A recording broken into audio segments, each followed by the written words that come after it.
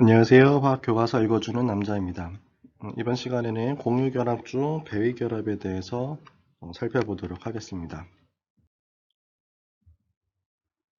공유결합을 하는 방법은 두 원자가 전자쌍을 공유를 할 때 보통은 원자와 원자가 갖고 있는 홀전자를 서로 공유하면서 결합을 하는 경우가 있고, 한 원자에서 비공유 전자쌍을 일방적으로 제공을 하면서 결합을 하는 경우도 있습니다. 그래서 일반적인 경우는 첫 번째와 같은 경우라고 생각하시면 되고, 두 번째와 같은 경우의 공유 결합을 우리는 배위 결합이라고 얘기를 합니다. 그래서 암모늄 이온의 생성 과정을 잠깐 생각을 해보면, 암모늄 이온은 암모니아와 수소 이온을 결합을 시켰을 때 이때 만들어지는 이온입니다. 그래서 암모니아를 전자점식으로 표현을 해보면, 원자번호 7번인 질소는 원자과 전자가 5개이고 8개가 채워지기 위해서 홀전자를 수소에 있는 홀전자와 같이 공유를 하게 되면서 암모니아가 만들어지게 됩니다.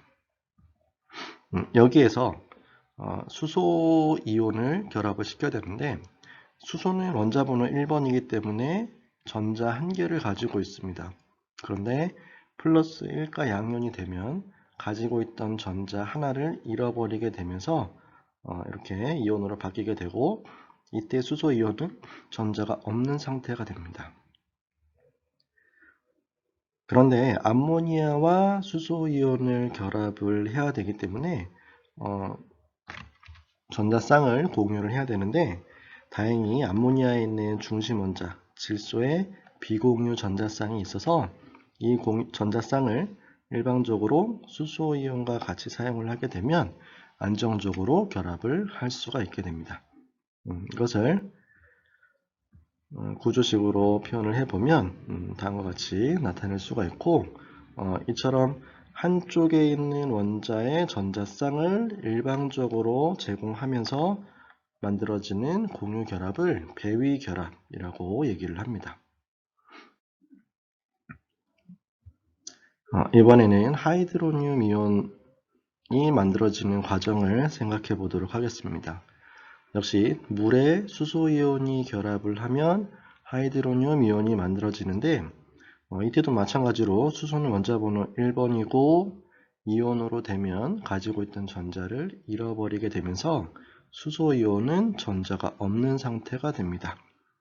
여기에서 물과 수소 이온이 결합을 하기 위해서는 전자쌍을 공유를 해야 되는데, 물의 전자점식을 보시면 비공유 전자쌍이 있어서 이 전자쌍을 일방적으로 수소 이온과 같이 사용을 하게 되면서 안정적으로 결합이 형성될 수 있다는 것을 알 수 있습니다.